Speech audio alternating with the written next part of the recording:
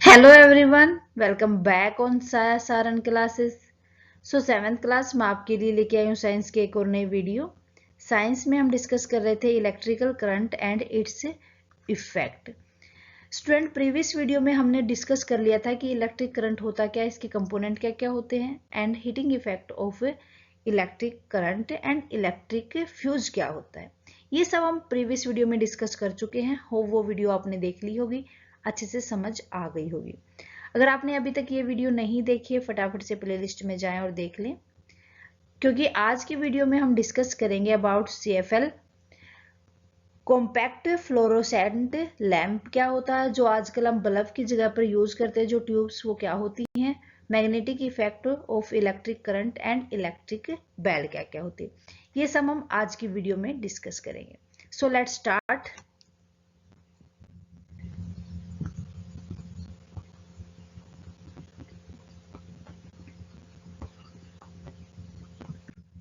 Okay, बात करते हैं CFL फुल फॉर्म देखेंगे सबसे पहले तो कॉम्पैक्ट फ्लोरोसेंट लैंप। सो जो CFL होती है, ये आजकल देखो हर घर में आपको देखने के मिलेंगे। बल्ब की जगह पर हम आजकल यही ट्यूब यूज करते हैं। या आपने देखा होगा जो व्हाइट बल्ब होते हैं हम वो यूज करते हैं। क्यों? क्योंकि ये कम तो इलेक्ट्रिसिटी लेते हैं, हीटिंग कम देते हैं ये, जिस वजह से अगर हीटिंग कम करेंगे तो ये इलेक्ट्रिसिटी भी कम यूज करेंगे और ये ज्यादा ब्राइटनेस देते हैं बल्ब की बजाय। ठीक है। इसीलिए आजकल एनर्जी ज्यादा वेस्ट ना हो, इसलिए इन ट्यूब्स को, CFL ट्यूब्स को यूज किया जाता है। पढ़ते हैं इसके बारे में। CFLs do not work on heating effect of electric current. कि जो CFL ट्यूब होती हैं, जो हमारी बल्ब होते हैं, हम कह सकते हैं ये क्या करते हैं, हीटिंग इफेक्ट, कोई भी इलेक्ट्रिक करंट की वजह से जो हीटिंग इफेक्ट होता है उसको नहीं होने देते। They do not have a filament inside. इनके अंदर ना जो फिलामेंट होता है ना, जो हमने बल्ब के अंदर पढ़ा था इस टाइप का, इसके अंदर ना फिलामेंट आपको देखने को नहीं मिलेगा। इसके अंदर फिलामेंट नहीं होता। ये क्या करते हैं, ये इनके अंदर ना टू रोड कंटेन हो, तो इलेक्ट्रोरोड्स होती हैं जो लाइट्स को प्रोड्यूस करती है। इनके अंदर क्या होती है, फिलामेंट नहीं होता, इलेक्ट्रोरोड होती हैं दो। ठीक है, जिन वजह से क्या होती है, लाइट प्रोड्यूस होती है। They these bulb have a fluorescent coating inside. इनके अंदर क्या होता है, फ्लोरोसेंट की कोटिंग बनी होती है जो लाइट को ज्यादा ब्राइटर बना देती है। जो फ्लोरोसेंट कोटिंग होती है वो क्या करती है, लाइट को ज्यादा ब्राइट बनाने में हेल्प करती है, अदर इसका कोई भी यूज नहीं होता। CFLs thus save energy as they do not produce heat along with the light. ये एनर्जी को बचाते हैं, इसलिए हीट प्रोड्यूस नहीं करते जब ये लाइट देते हैं। Ordinary bulb on the other hand waste energy as they get heating while lighting up. जब वो लाइट देते हैं तो ज्यादा एनर्जी यूज करते हैं।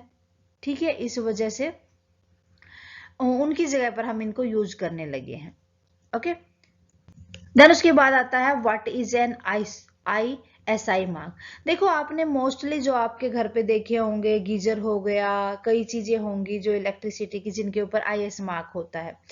IS मार्क्स होता क्या है, it stand for Indian standard institute. क्या होता है इसकी full form, Indian standard institute. ठीक है, कई बार ऐसी फुल फॉर्म्स आपसे एग्जाम में पूछी जा सकती हैं। विच स्टैंडर्डाइज्ड ऑल इलेक्ट्रिकल एप्लियंस, जो क्या करके चलते हैं, जितने भी इलेक्ट्रिकल एप्लियंस होते हैं उनको स्टैंडर्ड्स, उनके लिए एक नॉर्म तैयार करके चलते हैं। Hence if any appliance does not have an ISI mark over it, it means that appliance do not conform to the standard guideline of ISI and hence it is not safe to use. अगर किसी भी कोई भी ऐसा product use किया आपने जिसके ऊपर ISI मार्क नहीं है, इसका मतलब जितने भी यहाँ पर इलेक्ट्रिकल एप्लियंस के स्टैंडर्ड्स होते हैं वो उनको फॉलो अप नहीं करता, उनका यूज करना आपके लिए सेफ भी नहीं माना जाता।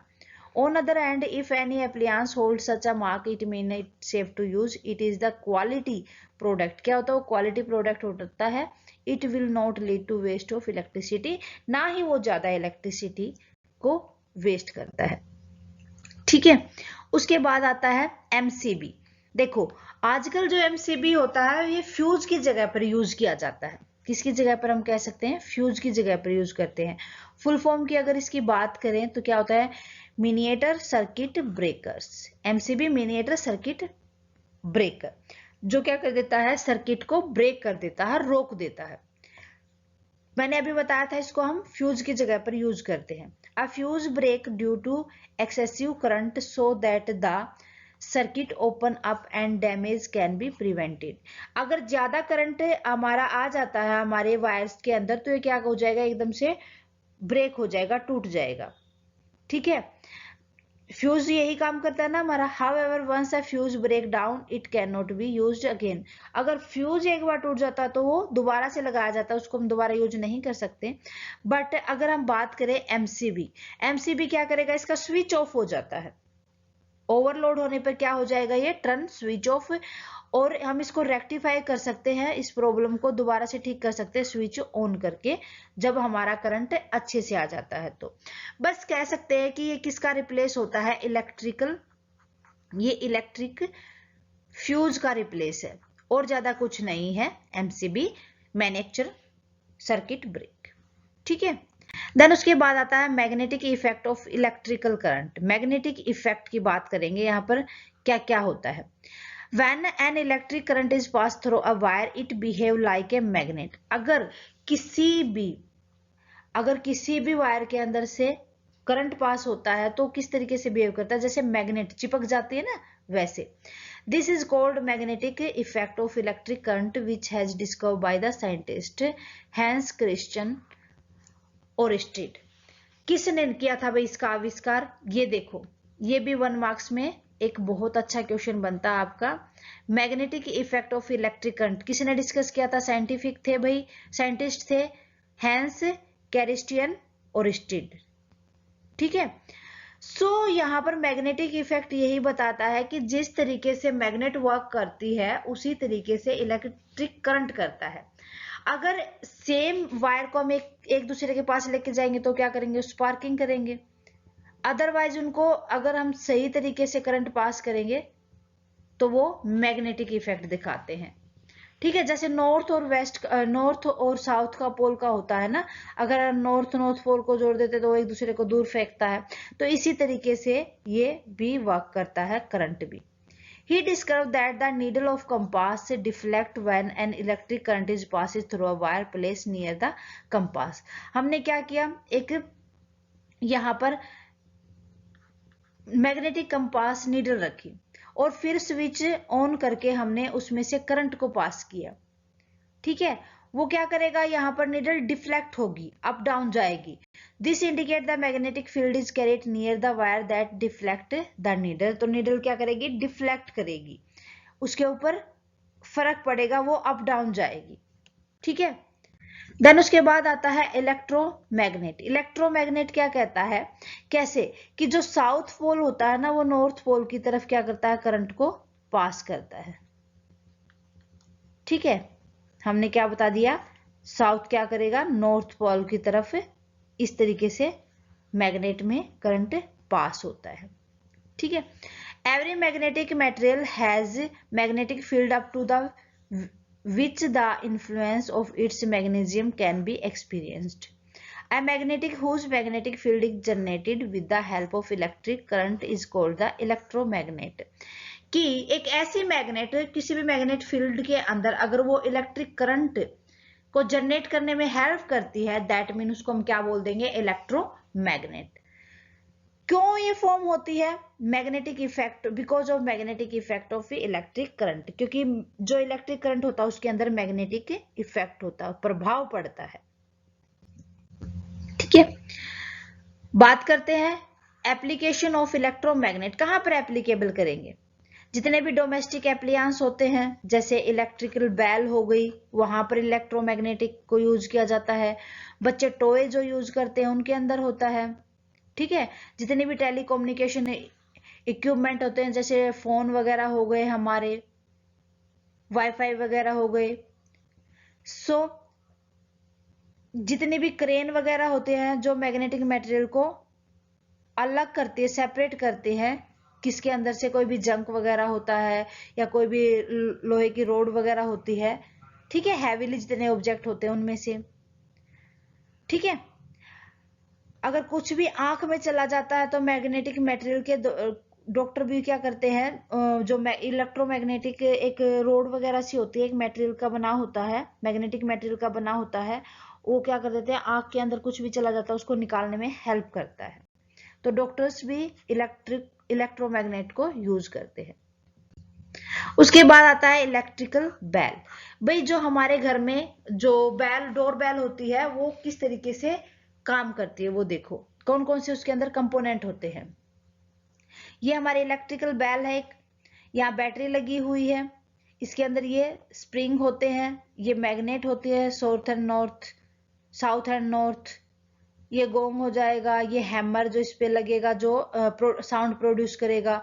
ठीक है, ये स्विच हो जाएगा ऑन ऑफ का। अब देखो ये कैसे वर्क करेगी। A coil of wire wound over its iron pieces that form the electromagnet. एक वायर क्या कर दी जाती है, लगा दी जाती है, जैसे नॉर्थ पोल हो गया, नॉर्थ पोल हो गया और साउथ पोल को अटैच करके फिर ये हैमर में लगाई, स्विच में लगाई, इनको 3 जगह पर हमने कनेक्ट किया। The iron strip soft iron armature which has the hammer attach to it which is joint to the wire coil. देखो हैमर के साथ हमने क्या किया था, इसको अटैच किया था। ठीक है, और फिर अटैच करते हुए हमने इसको एक को स्विच के साथ अटैच किया, फिर एक को हमने जो इलेक्ट्रोमैग्नेट थे उसके साथ अटैच किया। A contact screw through which is attach to the iron strip. अब उसको एक आयरन स्ट्रिप के साथ अटैच किया ताकि तीनों एक दूसरे के साथ कनेक्ट हो जाए। A battery which connect the wire coil and connect screw, उसका एक बटन लगा देते हैं। A switch is middle of the circuit, जो स्विच होता है क्या होता है, सर्किट के बीच में होता है। ओके, अब ये काम कैसे करेगा, when the switch of the bell is on कर देंगे तो इलेक्ट्रिक करंट क्या होगा, फ्लो करेगा, कोयल में से वायर में से आएगा, और जो आयरन अटैच थी जो इलेक्ट्रोमैग्नेट के साथ उसके अंदर वो मैग्नेटिक इफेक्ट को प्रोड्यूस कर देगा। उसका रिजल्ट क्या होगा, iron piece attract the hammer toward itself. जो हैमर था उसको वो एक दूसरे की तरफ जो आयरन होगा वो अट्रैक्ट करेंगे। Then the hammer hit the bell and sound it produce. उसके बाद क्या होगा, वो जो गोगू था उसको क्या करेगी, ये जो हैमर था वो हिट करेगा, क्योंकि इसको एक बार अपनी तरफ खींचेगा फिर छोड़ेगा तो ये इसको हिट करेगा तो वो साउंड को प्रोड्यूस कर देगा। As the hammer move toward the iron piece it move away from the contact screw with the break down the circuit. मैंने बताया था ना बार बार उसको सर्किट इनमें से टूटता जाएगा तो ये बार बार एक बार उसको अटैच होगा फिर दूर हट जाएगा, फिर इस तरीके से। As the circuit break the wires coil stop receiving any current will the make electromagnet lose its magnetic effect। अगर कोई भी स्क्रू ढीला हो जाता है तो वो करंट को अगर वो रिसीव नहीं कर पाता तो वहां पर आपको इलेक्ट्रोमैग्नेट लूज हो जाता है और मैग्नेटिक इफेक्ट नहीं देखने को मिलता। As a result the hammer fall back to its original position, जो हैमर है वो उसकी सही पोजिशन पर आ जाता है। Then the hammer fall back, the iron strip again come in contact with the contact screw and the circuit get completed. This again turn the iron pieces into the electromagnet and the whole process continue until the bell is switched off. तो ये process कब तक चलती रहेगी, जब तक हम bell को स्विच ऑफ नहीं कर देते। This result in the continuous ringing of the bell. So continuously इस प्रोसेस में बेल रिंगिंग करती रहेगी, इसी तरीके से जो हैमर उस बेल पर लगता रहेगा। ओके, क्लियर है। सो इतना ही था इस चैप्टर के अंदर, ज्यादा कुछ नहीं पढ़ना है हमें। यह आज की वीडियो में हमारा चैप्टर खत्म हो जाता है। बच्चा कहीं भी ये लगे कि आपको मैम ये वाला टॉपिक नहीं कवर अप हो पाया तो मुझे कमेंट में बता देना। वैसे मेरी तरफ से चैप्टर कंप्लीटेड है। ओके, कोई भी पॉइंट रहता तो फिर भी मुझे बता दिया करो साथ के साथ कि मैम ये वाला टॉपिक कवर अप नहीं हो पाया हमारा। जितना जल्दी मेरे से पॉसिबल लगा उस टॉपिक को भी मैं कवर अप करवाऊंगी।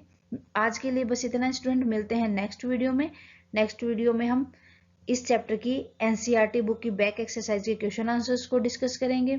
कोई भी डाउट रहता है किसी भी क्वेश्चंस में मुझे साथ ही साथ बताया करो। वीडियो कैसी लगी वो भी मुझे कमेंट सेक्शन में लिखें। अच्छे लगे तो प्लीज़ लाइक और अदर स्टूडेंट के साथ ज़्यादा से ज़्यादा शेयर करें। Thank you very much student, bye bye and take care. मिलते हैं नेक्स्ट वीडियो में।